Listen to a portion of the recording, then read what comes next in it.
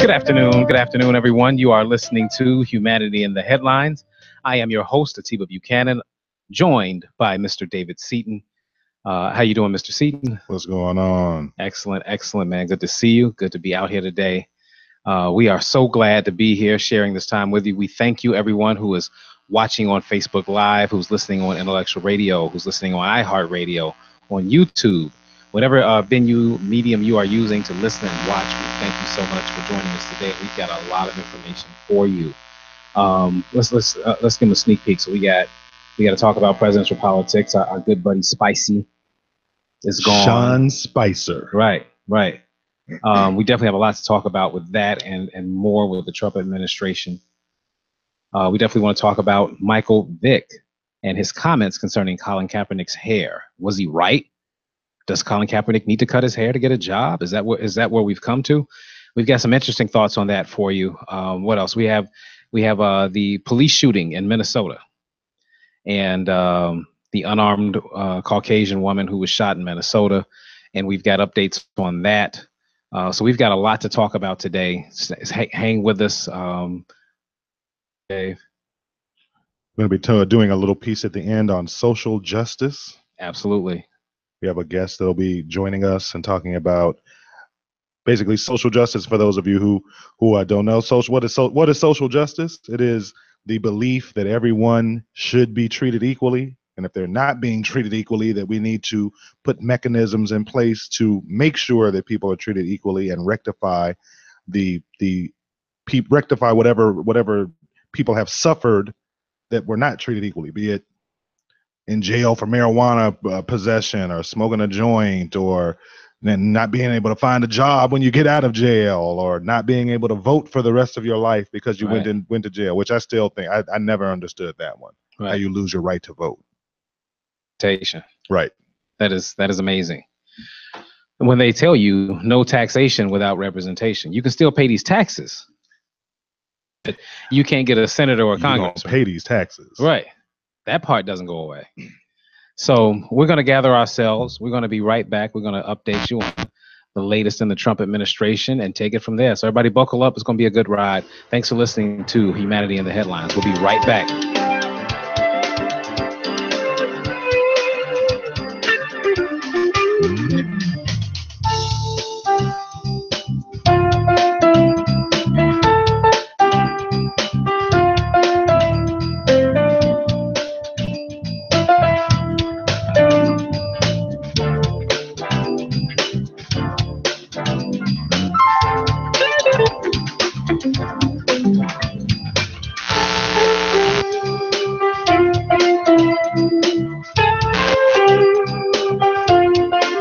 All right, as promised, we are back and we are ready to go. So, Dave, I'm sorry. There we go. So this week, Sean, well, I guess it kind of was foreseen. It's not a complete surprise, but Sean Spicer resigned, and it looks as if he resigned amidst a protest of Donald Trump now naming Mr. Anthony Scaramucci, a New York financier, as his new communications director. Scaramucci? Yeah. Stop at Scara. I just had to say that out loud. Right? It's cool. So, and I guess I was wondering, did Sean Spicer feel like he was going to have to report to this guy? He was going to have to report to him. Yeah. So I think that was the bridge that broke the camel's back. As Saturday Night Live likes to call him, Spicy. Right. Decided to go ahead and just tender his resignation and to no longer be a part of the team. And the underlying story is that the reason why Sean Spicer quit is because, in his opinion, Anthony Scaramucci does not have any experience, right, being in which PR, he doesn't, which he does not. However, if you watched the initial rollout when Anthony Scaramucci did appear, he talked to the press for about 20 minutes. And there is one glaring attribute that he has that is the reason that he got hired. At one point during his press conference, he said, I quote, "I love the president. I mean, I've seen this guy throw a spiral through a tire. I've seen him at Madison Square Garden with his top coat, standing at the foul line and then hitting all net. I mean, he can drop a 3-foot putt. I mean, this guy. I mean, I'm sitting there listening to Anthony Scaramucci talking about these, lauding President Trump. I'm sorry, lauding Donald Trump, and he's talking about nobody thinks that Donald Trump is athletic. Yeah, I thought those were strange. I guess I wanted to call them metaphors, but he's saying they actually happened. I'm saying if you were going to just have that level of effusive praise of Donald Trump, there are a lot of things I guess you could say. You could say he's been one of the most successful real estate moguls in the New York market. You could say he had one of the most popular television programs on NBC in The Apprentice, one of the highest rated shows in the history of NBC. You could say that you could even say he's had international success, as evidenced by Miss Universe being in Moscow. Or maybe he didn't want to bring up Russia. But certainly there are tangible things that he could have said if he wanted to laud him like that. But to go to these physical right these physical activities, he can throw a spiral through a tire, and I've watched him with a top coat on drop 3-pointers. Nobody believes that, and it's not even germane to the requisite skills that you need to have to be president. So again, it was just obviously. And that's the number one requirement to be a part of the Trump team. That's my point. Exactly. That's my point. Yeah. He went out of his way to say a few times that he said, quote, "I am loyal to this president." And again, that just strikes me as strange and off-putting, because you've had the entire James Comey kerfuffle is wrapped around James Comey saying that Donald Trump asked for his loyalty. Right. And James Comey, former director of the FBI, saying that he couldn't do that. He could give him, he was going to be loyal to the Constitution. So for the new director of communications to come out in his opening 20 minutes with the public and with the press, and to go out of his way to say several times that he's loyal to this president, that's evidence that that's what Donald Trump prizes more than anything else. So as I'm hearing you say that, I'm thinking of some of the other transitions that have happened. He's had all types of lawyers leave, new lawyers take over. I'm beginning to, and people have kind of intimated this, and I hate that I open that because I sound like Trump. Everybody's saying, but people are beginning Fox News, right? Yeah. Everyone is saying, but people are beginning to suspect then that there's a shift in the transition. In other words, that these people are getting ready to do battle based upon who they're putting out to get their message out there, because essentially all of the public relations lawyers have left, and what he has around him now are a bunch of criminal defense attorneys. That's what he has. Why do you think he's, again, transitioning to that type of team? Well, again, it was even funny when you look at what happened this weekend, and this is to answer your question.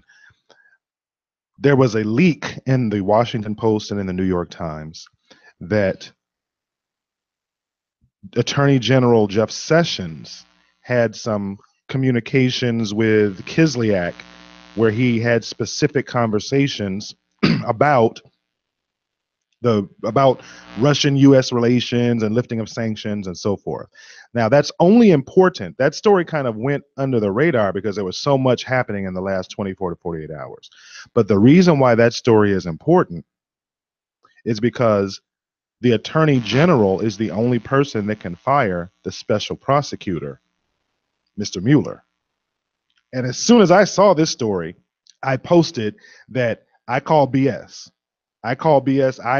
My contention was that Donald Trump released that story or leaked that story so that it would give him a reason to circle back to fire Attorney General Jeff Sessions, to hire a new Attorney General who could then fire Mueller. So my point in having said all of that is to your point, he's hiring all these criminal defense attorneys because he's the president. He's getting some information about where the Mueller probe is going. He knows that the Mueller probe is starting to look into his finances and his family finances, and he knows what he's got out there. That's why he never released his taxes. He knows that if you start digging deeply enough into his taxes and into his financial dealings, that there's something there. Even one of Trump's new attorneys came out, Rachel Maddow on MSNBC on the Rachel Maddow show, talked about this, that his number one criminal defense attorney came out and said, well, even if they look into Donald Trump's taxes and they look into his finances, the statute of limitations has long expired on anything that might have happened. So again, when you start talking about the statute of limitations, you're basically admitting that you did something wrong. The statute of limitations is a provision in our law that says that there's a finite amount of time that you can sue someone or can be sued for wrongdoing. So again, for Trump's, to your point, head criminal attorney to come out and say, well, the statute of limitations is long expired on that. Nobody brought up the statute of limitations, and the statute of limitations is only germane if there's been wrongdoing or there's been criminality. This administration, over and over again, they literally have a bad case of foot and mouth disease. A lot of Trump's problems, as evidenced by his 13 tweets this morning, are caused by his own admission of things. Even Trump acknowledged this morning that the leak, when you acknowledge that there was a leak, you are acknowledging that the situation actually happened. You can't say in the first half of the sentence that it was a leak, and in the second half of the sentence that it's fake news. And that's what the Trump administration does over and over again. And I think that's part of why Sean Spicer left. Because how many times did Sean Spicer go up to make one statement for the president, only to have that statement completely undone in a tweet a few minutes, or at best a day later? So I think it's amazing to me that again, to watch the Trump team make the adjustments that they're making and look at the moves that they're making. Like you say, they know what's coming next. They know the things that they've done. What are your thoughts on Donald Jr. and Manafort testifying in front of Congress next week in a closed door session? Right, and that's what I was going to bring that up. I'm glad you broached that part of it. That it's a closed door session is because again, originally everyone was saying that of course Jared Kushner's interview by Congress was going to have to be behind closed doors. It was going to have to be a closed door session because of his security clearance. And Manafort nor Donald Trump Jr. have security clearances. So I find it curious that, because again, originally they were saying, oh, we'll come out and we're completely transparent. We'll come out and talk, and that's no problem, and blah, blah, blah, blah, blah. But if you read the story, you read the story, and it says that it was agreed to use and to have them in closed door sessions, which means that neither Manafort nor Trump Jr., and this is presumption on my part, but I would presume that neither one of them wanted to testify in an open session because they know that the optics of that would just be devastating. Yeah, absolutely. I think Trump is in serious trouble. And I think we're getting to the stage now that he's beginning to recognize that he's in serious trouble, because he's kind of seemed distant and dismissive. But I can definitely see a difference in the way that he's weighing the seriousness of this situation and what's happening. In the background of all that, we still have Republicans trying to pass health care. What did we go through this week? We went through a serious discussion about just repealing Obamacare, which the CBO scored at 32 million people losing their insurance. And I think it went as high as 53 million through 2025 or something. Right. And also doubling premiums. So, and it's strange because, and this is what frustrates me, when I think back to Obamacare being passed and the amount of times that Barack Obama came out and pleaded his case to the public for himself, and the questions that he took and the heat that he took. And I have not seen Donald Trump defend this public health. Well, I guess he spoke this week, but he still didn't talk about any of the specifics in the plan that was going to make it better for Americans' lives. And he's still not owning it and blaming Democrats. And he's even, when he talks about Republicans in his tweets, get their act together. He's still otherizing his own party. And what is about the distance that he's had in this healthcare plan and its inability to get passed? Well, I think you hit the nail on the head when you say that. I mean, you have to think about the fact that Donald Trump. Think about this. Donald Trump said in the first 90 days that he became president that he didn't think the job would be this hard. Right. But then contrast that, or compare and contrast that with the life that he had before becoming president. I mean, basically his entire life, he was born rich. He grew up not wanting for nothing. He's not worth $10 billion, but he's certainly a billionaire a couple of times over. He was running a reality show and he had a private corporation that he never took public. If it was so fantastic, he could have taken that company public and made a lot more money, but he wanted to keep it private because he didn't want to answer questions. He didn't want to be under the scrutiny of the stock exchange. He didn't want to be, so basically I'm saying all of that to say that Trump's entire life, certainly his entire adult life, all he's done is told people what to do. Go there, do that, stop that, go after this person, hired attorneys to go after people who have attacked him. So big surprise, hit this 71-year-old white billionaire, when he gets to 1600 Pennsylvania Avenue, he's going to continue to do that. Tell the 52 members of Congress, get your act together and pass this bill. Right. But not being completely dismissive or ignorant of the fact that individual senators have to consider their individual constituencies in their respective states. So if you are a senator in Alaska, like Bukowski, she's going to have different things to consider for her constituency than a Ted Cruz in Texas. Completely right. I think what we have to add to that is that he doesn't care about the healthcare plan. He doesn't care to know the details. All he wants to be able to do, from what I can ascertain, is undo Obama's legacy. And that's what's sad, because that's what's going to hurt millions of people and millions of people that voted for him. Well, again, just to show his level of ignorance, when he had that random interview with the New York Times on, I think it was Thursday or Friday. It had to have been Thursday night. And he was speaking, he was just kind of just speaking, just spitballing. And he was saying, well, if you have health insurance and it's costing you $12 a year, wait, right. Stop right there. Right. Who is paying? Again, that just shows you how oblivious he is. I'm 100% certain that Donald Trump has had one of the best healthcare system, access to some of this best healthcare for himself personally his entire life.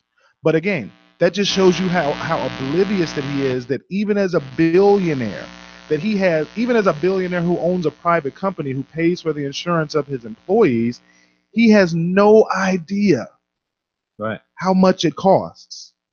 Even if for his insurance it costed $1,000 a month, just using that as a number, $1,000 a month to him is nothing. Right. $12,000 a year to him for health insurance, no big deal.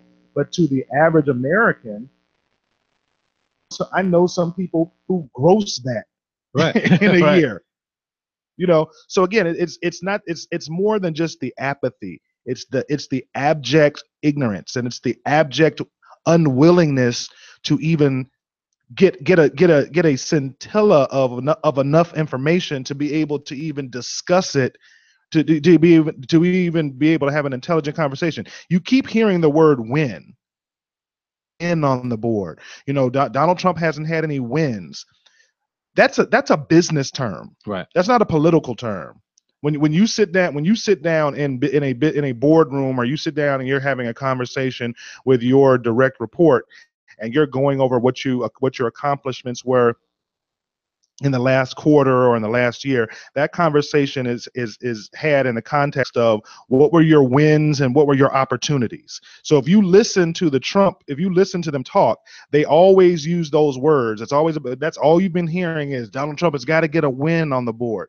He's talking from a business perspective about getting something accomplished, to your point, that's going to adversely impact millions of Americans, but he doesn't care about that because, again, he's ignorant of the details. He doesn't care about the details. Right. All he wants is the win. Let's bring it a little closer to home then. We've got Senator John McCain.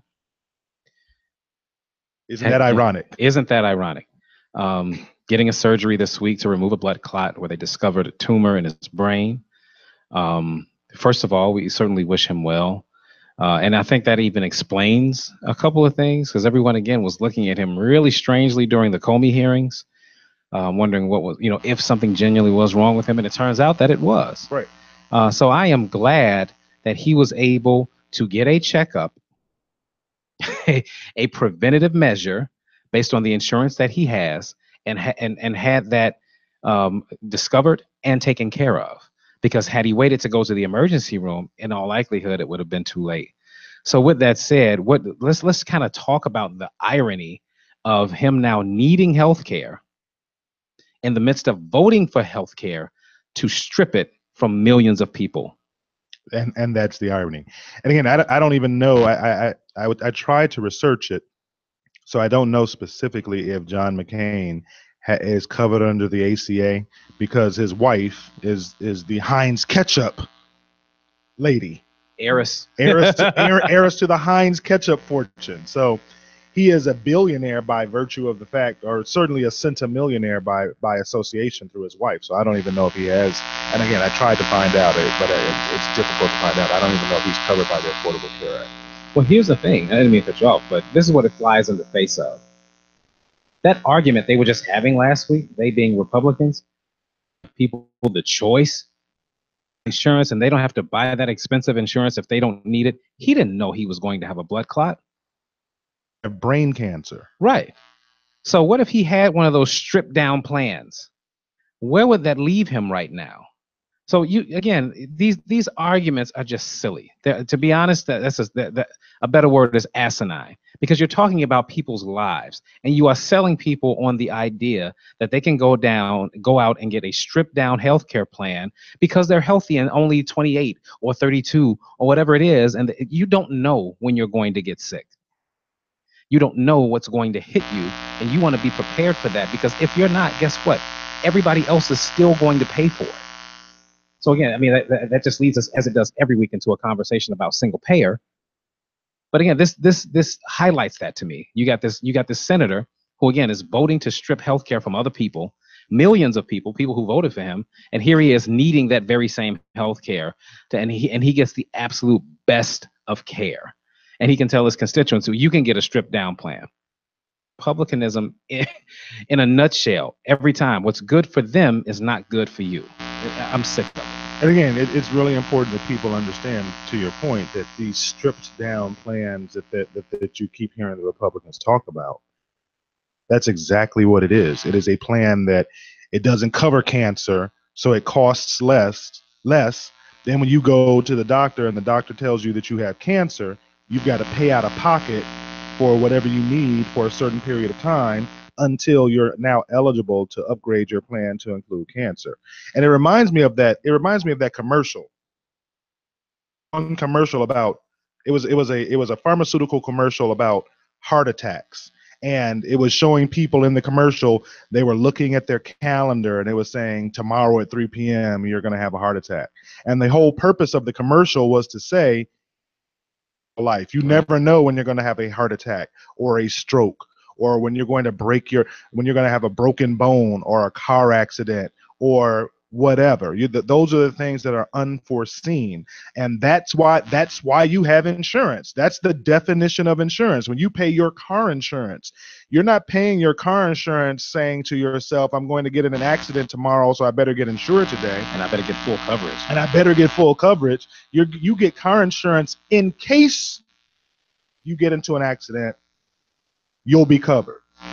You get homeowners insurance in case there's a storm and something happens to your house or your house catches fire. In case that happens, you get. So again, it is amazing that insurance is something that is at the core of our everyday lives. The only difference is that with healthcare, so the two biggest differences are with healthcare is that number one, if you get sick and you go out into public, you can get somebody else sick. So by not being able to get by not being able to get yourself diagnosed, you're not only putting yourself in danger, you're putting others in danger around you. And number two, if you get into a car accident and you don't have insurance, you're going to get sued. And if you don't have insurance and you don't have the money to pay for it, the rest of us don't pay for that. Right. If your house burns down and you don't have insurance, the rest of us don't pay for it.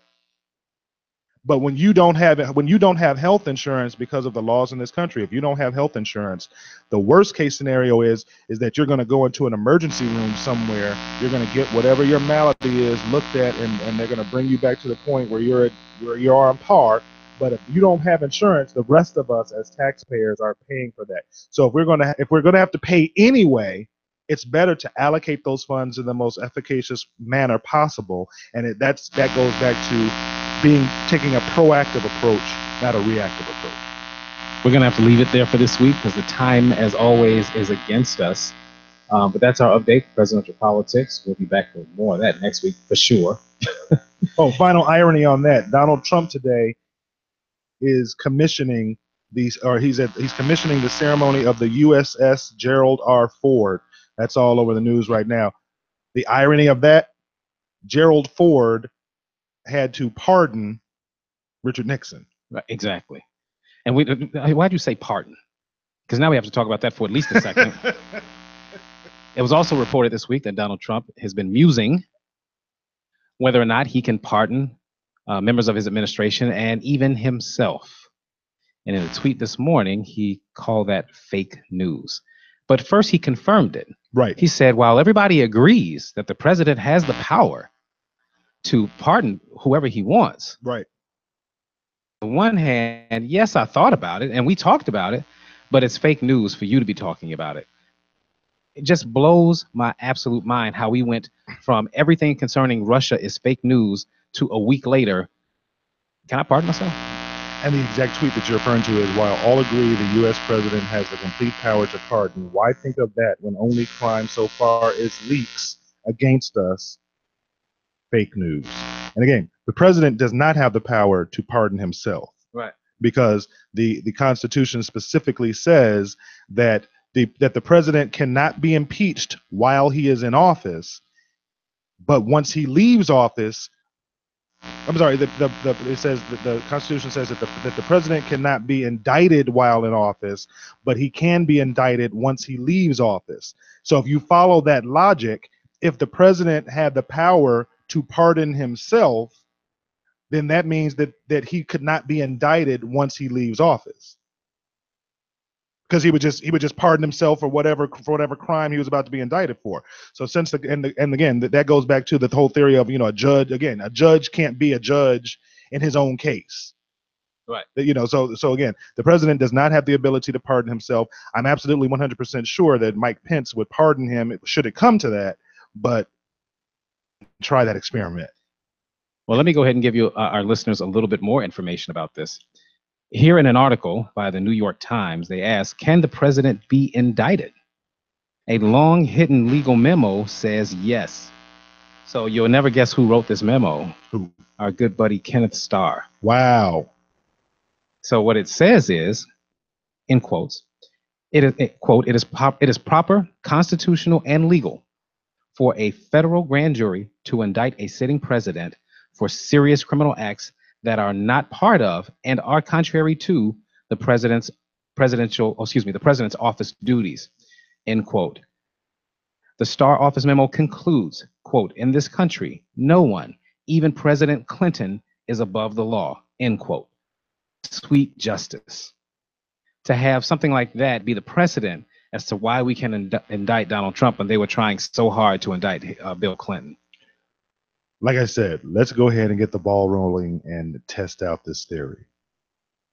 Right. So truly, this time we're going to leave it there. We'll be back. We're just going to take a quick break. When we come back, we discuss the shooting in Minnesota of this unarmed white woman. We'll be right back on Humanity in the Headlines.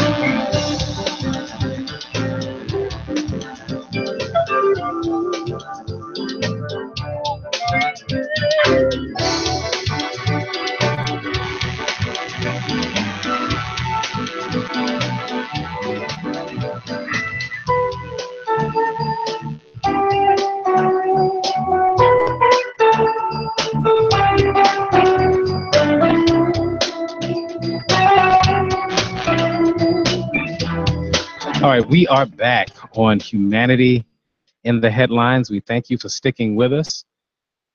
We have much more information to give you, and let's get right into it. So, Dave, we had an unfortunate situation last week. 40-year-old white woman named Justine Demond, and that would have been her soon-to-be married name. She's an Australian citizen that was here, engaged to an American citizen. She had given a call to heard something in the alley that she thought might have even been like a sexual assault or something. And she showed up in the alley to meet the police, and she ends up shot dead once in the abdomen. She met the police in her pajamas. She was unarmed. And the strange thing about that is, according to Minnesota law, the officer that shot her cannot be compelled to tell his story. I had a version of events as to why he did what he did.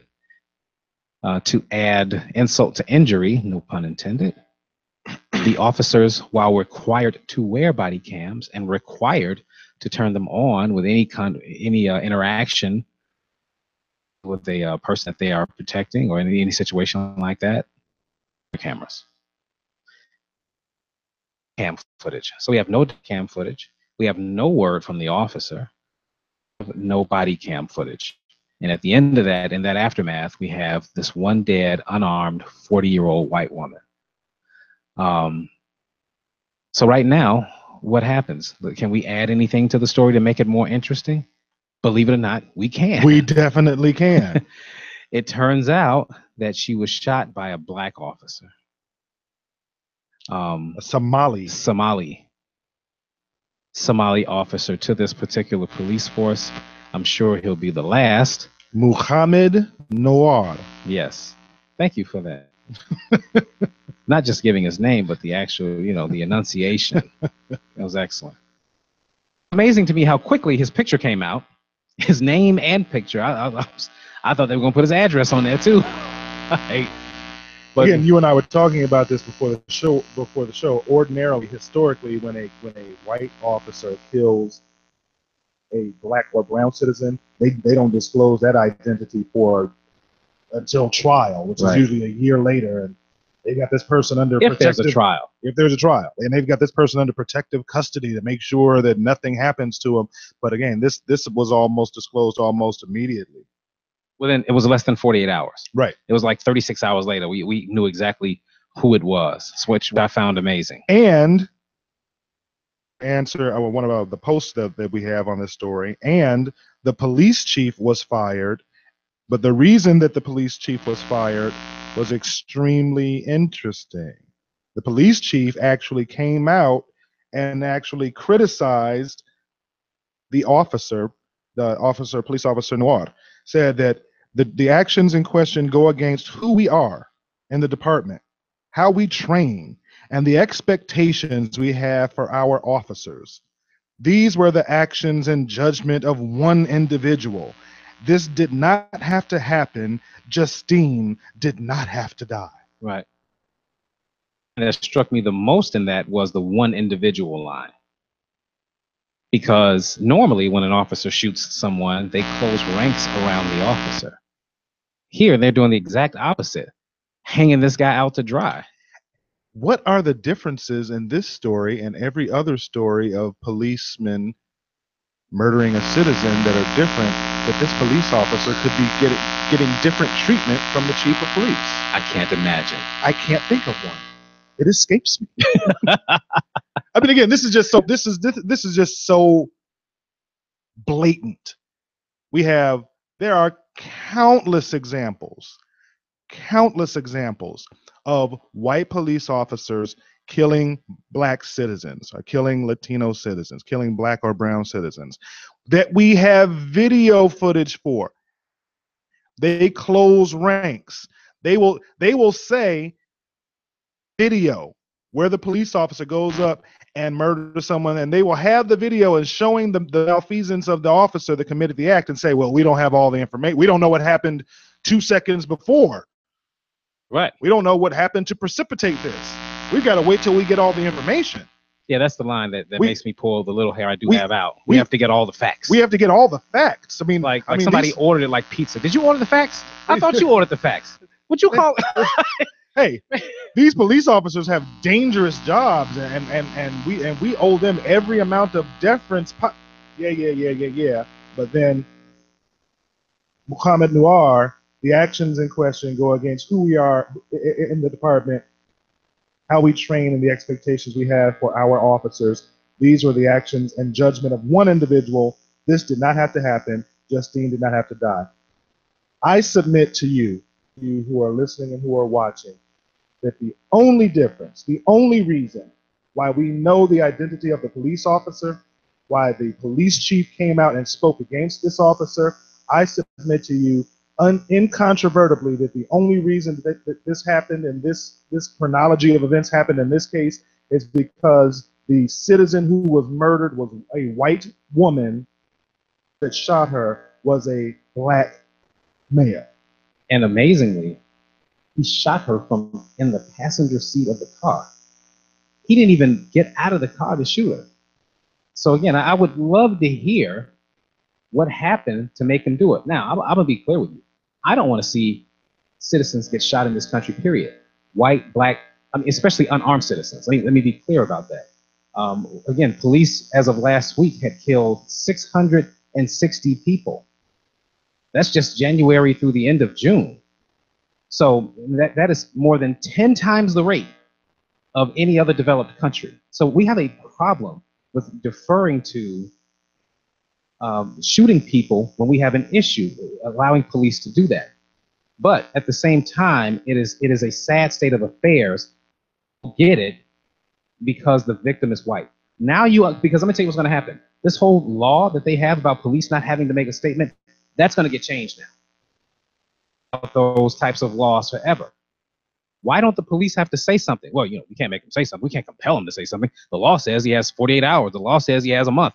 So now that's going to be something that gets changed because they get an opportunity to see what it feels like to want information and can't get it. All the little things that they have used now to protect officers, I want to see if this officer is going to get the benefit of that. If he's going to get the benefit of, I feared for my life. I don't think it's going to work this time. This officer is going to jail. Right, but even if the officer, see, that's the thing, Dave. They're in a no-win situation because if he doesn't go to jail, then there's no justice for this white victim that got shot, and that's a problem, especially with her being an Australian citizen. This is a big story in Australia. Huge story in Australia. Right, this is a huge story, especially with the gun problems that we have here in America. So that's a problem if he doesn't go to jail, but it also is a problem if he does go to jail because now you've set a precedent. And you can't, and we can't go back to the status quo because now we can prove officers can go to jail for killing unarmed citizens. Is that at the end of the day, the flaw is not in our legal system. The flaw is with our jury system. I mean, because even if regardless of what happens to this individual police officer, the decision is made in the jury box. And as long as the jurors in the jury box are predominantly white, and they bring in their own biases, and we're going to continue to have these disparate outcomes. That the best thing that can possibly happen is for Mohamed Noor to be acquitted and or to not be charged. And because if that happens, that's going to force this conversation to get elevated. That's going to force us to have a conversation, and then there will be laws that will be passed able to be applied equally across different situations when citizens have interactions with the police. But if Mohamed Noor goes to jail, all that's going to prove is that the biases that people bring into their service as jurors can have this gray area where you can have a black and white law that can be applied differently. Because again, look at it, not to completely change the subject, but it's germane. Got released from just got paroled the other day, this week from jail, and even today, the trial that O.J. Simpson went through, where he was accused of killing his ex-wife Nicole Brown Simpson, that happened that happened like 24 years ago. 94, 95. 94. Even today, I heard a white person in the media say, well, O.J. Simpson was judged by a jury of his peers, and they found him not guilty. Every time they bring up O.J. Simpson, there's like a wink and a nod, like, yeah, he was found not guilty, but we know. Right. That's what I had the conversation last night. Right. So my point is that people are selective in the outcomes that they are going to accept and reject. And in the case of Mohamed Noor, like I said, the best thing that can happen is that he gets treated like every other police officer, so that we can have a serious conversation about how to address the structural are built into the system that are an outgrowth, and I believe a function of the jury selection process. So let me say this, because this kind of makes me proud. Came out in full force, supporting this woman, supporting what happened to her. Okay. Not in a negative way, because people misinterpret that. No, they came out protesting for her. Okay. Saying she shouldn't have been shot. So much so that even I've seen right-wing pundits going, wow, I have to admit that they were out there. Right. Because All Lives Matter is never out there, including the people that they do support. They're just, again. So I came across a piece, and I hope people are able to appreciate the nuance of the article despite its title. But it's from Son of Baldwin. That's the website. And the title is called "I Don't Give a F About Justine Demond," and he didn't say a F. He actually used the word, but he went on to explain the basic dynamic in that her lawyer said that she is the most innocent victim of police brutality that he's ever seen. And it's just so disgusting, because when you look at that, the author says, I don't give a F because most white people didn't give a F when police murdered 7-year-old Ayanna Stanley Jones as she lay on a couch. That was part of a no-knock raid. And those officers were acquitted. No charges. Nobody went to jail. No one held accountable. What most white people and some black people did was blame Ayanna's family. They shouldn't have been drug dealers. No empathy, no sympathy. He says, I don't give a F because a black woman or Native woman in the identical situation Justine was in wouldn't garner support or sympathy from most white people. No, what most white people would do is look for reasons that might justify why the police officer had to kill the black woman. So he goes on to cite, all these different shootings. But again, Trayvon Martin was innocent. Eric Garner was innocent. Tamir Rice, 12-year-old shot in the park, was innocent. So to say this woman is the most innocent victim that you've ever seen is really, really dismissive then of all the long list of black bodies that you have to climb over to make that statement. And that's why the irony of this particular situation of the blonde, blue-haired white woman being murdered by an African American or African police officer. That's why if this police officer is acquitted, that it's going to force a conversation that white America has not been willing to have. And that conversation is, do we as citizens want to curtail that we give police officers? That's the conversation that we've never had, because most white people, their interactions with police officers are very positive. Now, I will say, you'll probably never hear me say this ever again because it very seldom happens, but my car broke down on 290 West on Thursday night, and I had a Caucasian state police officer pull up, asked me if I was okay, blah, blah, blah. And I had an African-American sheriff that pulled up and asked me if I was okay. And in my mind, when I saw that white state trooper pull up, I was really playing through in my head all of the possible scenarios, and I really anticipated that turning out to be a negative experience. But all he did was he pulled up. He said, "Hey, is everything okay?" I said, "Yeah, we're on the phone trying to, get roadside assistance, blah, blah, blah." He said, "Oh, well," and he was like, "Hey, we can send a truck out here to tow you, but it might take a little while. So here's my badge number. If you need any help, give us a call." And then he left. Right. So again, in my lifetime, that's a very, very unique experience to have that type of interaction with police officers. Not negate the fact that there are countless experiences that citizens have, and when they interact with the police officer, and they have to contemplate their lives being taken. Yeah, absolutely. I can say this. I live in a neighborhood that does not have a major problem with police brutality. I remember one instance where my tags were expired on the back of the car, and it was like I was going to get paid in a couple of days. It was like a Tuesday. I was getting paid that Friday. I was going to get the new tag, and I had to drive this one street, and every day they pull me over. Thursday they pull me over. Friday I was on my way to the currency exchange to get the sticker. The cop pulled me over, but I can say they never gave me a ticket. They all gave me a warning. I explained, "Hey, I'm trying to do this and this. I get paid Friday. I promise you I'll get the sticker." They were like, "Cool." They let it go. I had an instance where my son, when he was very, very young, and he was in the back seat. We had just moved out there, and I was driving along, and unbeknownst to me, he was in the back seat, just bopping and kicking it in the back seat, just standing up. He had unbuckled himself. Cop pulls me up. He was like, "Man, do you know your son having a party back here?" He didn't give me a hard time. He didn't give me a ticket. He just, it was a genuine interaction where he just let me know what was going on.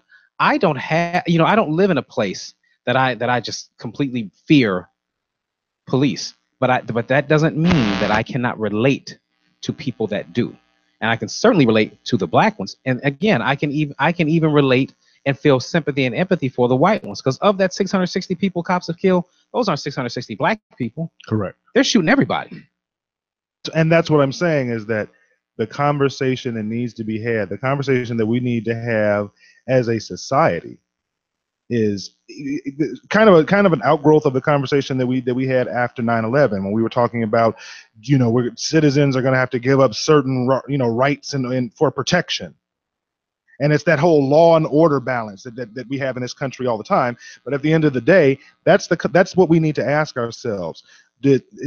How much law and order do we want, and how much freedom are we willing to sacrifice to get that level of law and order? I would say, as an African American, given the experiences that I have had, that we need to curtail some of the law and order. We need to push back on that. Indiana has a law where you can defend yourself against a police officer if they are violating the Fourth Amendment. There was a lot of pushback from the police association in the state of Indiana when that happened, and that law got passed. I believe it was in 2006. And here we are in 2017. There hasn't been this gross explosion of citizens shooting and murdering police officers, because police officers know there's a certain line that I can't cross their behavior accordingly, and we got back to a place of, for lack of a better word, homeostasis between the police and the citizens of the state of Indiana. So we need to get to that place. Make structural changes. We need to make some structural changes so that police officers know, you know what, if you are abusing a citizen, that citizen has the right to defend themselves. And if the police know that, they're going to approach that situation differently. Right now, they have no motivation to modify their behavior because in 99.9% of the cases, they don't suffer any consequences, and there are no repercussions. Not in the immediate situation, nor thereafter. So in other words, they know they're not going to get shot by a citizen trying to defend themselves, and they're not going to go to jail, likely, for whatever it is that they do to that citizen. So once again, we've got to leave it there. We're going to take one last break. When we come back, we've got some great information for you about an event tonight concerning art and social justice. We'll be right back on Humanity in the Headlines.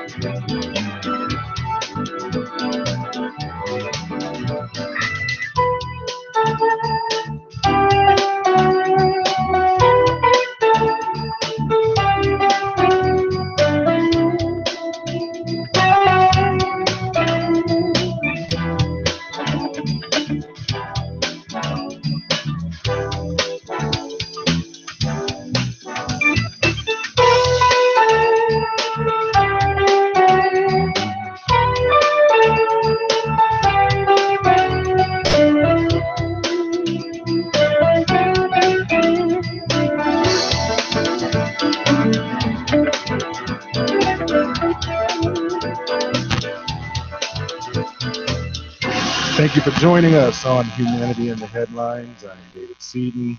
Sitting to my right is the creator of Humanity in the Headlines, Atiba Buchanan. We are back. Okay. Talking about Michael Vick. Absolutely. And Mr. Colin Kaepernick. There's been a lot of dust up in the sports world lately because, for those of you who know Colin Kaepernick, he was the gentleman who was, light-skinned. He was in the NFL. He used to be, he was like a second-string quarterback. Cool. Colin Kaepernick? Right. Absolutely not. He started for San Francisco last year. He took them to the Super Bowl a year or two before. Right. But I'm saying, but he wasn't starting quarterback last season. Yeah, he was. Okay. So he was starting quarterback, and he was doing a silent protest against police brutality by taking a knee during the national anthem. And he's gotten a ton of criticism. If you're not aware of that story, all you have to do is just jump on Twitter and you'll find so many racist attacks against this brother for doing a silent protest, for just taking a knee during the national anthem. So Michael Vick came out, and Michael Vick basically told him, cut that hair and put on a suit. Basically, yeah. You want to get back in the game. Well, here's the thing. Colin Kaepernick's contract expired, right? So he no longer has a contract with San Francisco, so they ended up dropping him, the 49ers. And all summer long, which is really the hot season, no pun intended, for teams to make their moves, to audition quarterbacks, no one has even called him. I think he went to see the Seattle Seahawks, and then Pete Carroll, their coach, gave him much praise, saying he was a great person, great quarterback. Ultimately, they decided to go with some second-string white guy that didn't even have a job last year.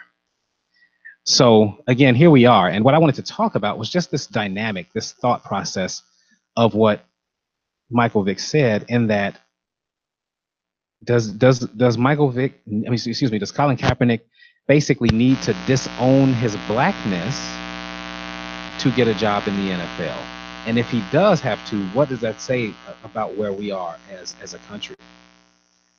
I don't think it necessarily. I mean, certainly there's some. You can take the macro or the micro of it. So if you want to take the macro of it, it is not fair that an individual has to compartmentalize what their beliefs to do whatever. You shouldn't be. You should be able to express your feelings and your beliefs. However, the NFL, and this is just the bottom line. The NFL is a business. The NFL is not a social justice organization. The NFL is an entertainment business.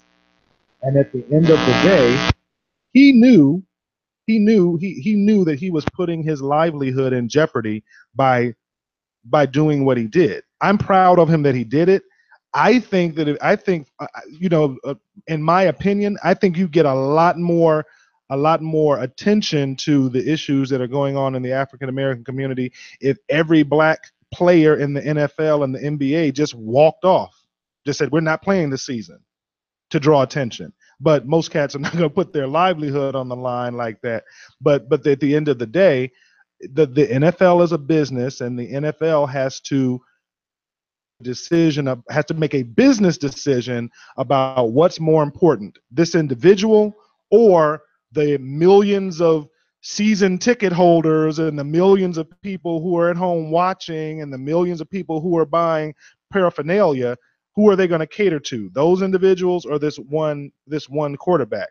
And I think, and the answer is they made the business decision that they are going to do what's right to keep their business going. Right, but they're not, and I would respect them if they said that. Never said anything to the level that you're saying. They're saying he can't play anymore. He's not good anymore. They're saying he's bad in the locker room. They're basically making up lies about him to justify not having him on a team. Sure. So that's what I take. If they stood on that, then you could at least respect them for standing on that. But that's not what they said. I want to quote a piece from Sean King, who basically was playing devil's advocate, and he was doing so again in a very nuanced way. I'm quoting from the piece. He said, "What Mike Vick was saying is that if Colin Kaepernick wants to play in the league again, he needs to lie his ass off by hiding every single hint of internal and external blackness he can. The NFL, after all, doesn't have a problem with long hair. In fact, some of its most popular and marketable players, like Troy Polamalu and Clay Matthews, are famous for it, on and off the field. Colin's problem isn't his big hair, it's what it represents to the fragile white sensibilities of NFL fans and team owners.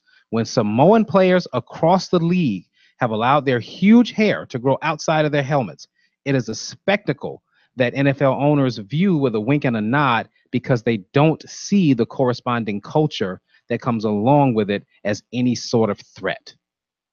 So with that said, there are tons of players, black alike, who have dreads all the way down to hair sticking out of their helmets, huge hair. But those players have not made any statements concerning police brutality, and they don't have a problem with that. And again, all of those are good points all. I can't go to my job on Monday morning, and when we're having a conference call and a business meeting about quarterly profits for the business unit, take a knee as a stance against corporate greed. That's not the appropriate venue. Okay, so we're talking. So you and I are talking about something different then. So you're going all the way back to his decision to do it in the venue that he did in the first place. I'm not criticizing his choice. I'm saying that his choice has consequences. And you don't hear Colin Kaepernick complaining about those consequences. Right. My point is the mindset of Michael Vick thinking that he could resolve this issue by something as trite as cutting his hair. Sure. And like I said, Michael Vick is not an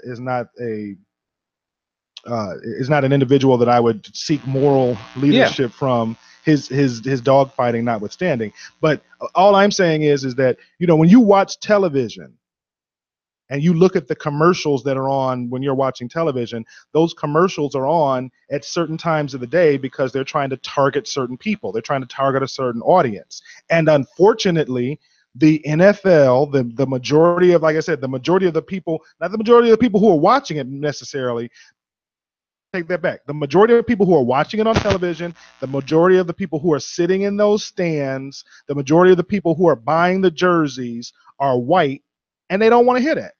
Exactly.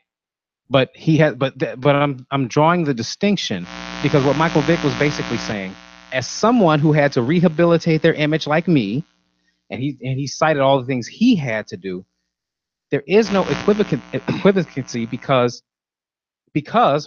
Colin Kaepernick hasn't done anything wrong to have to rehabilitate. He did do something. He did something wrong in the eyes of the individuals who are not giving him another opportunity to play. Right. And that is they offended the sensibilities of their customers. Exactly. But he didn't. Michael Vick is a convicted felon. Agreed. Right. Agreed. Again, I am proud of Colin Kaepernick for doing what he did. And I remember you and I having these conversations at the time, and I was saying that his individual silent protest was not the way to go. If he was able to get a bunch of brothers to do that, a bunch of African Americans to do that on all the teams, but if he knew that when he saw that he was out there by himself and he saw that he saw the writing on the wall, he should have gone a different way. He should have said, you know what, I need to keep my job because I got to take care of myself and my family. Let me try to attack this a different way. Well, unfortunately, again, we're going to have to leave it there, Dave. I could actually go another few minutes with this, but time is against us and we got to get out of here. And I'm hungry. So we thank you so much for listening to and watching Humanity in the Headlines this week. Thank you, Facebook Live, for listening, posting, and sharing. We want to thank, as always, our producer, Breon Jones, for another wonderful show, and Mr. Earl Winfrey for this wonderful, blessed platform. We'll be back next week. Thank you so much for watching and listening to Humanity in the Headlines. Everybody take care and be safe.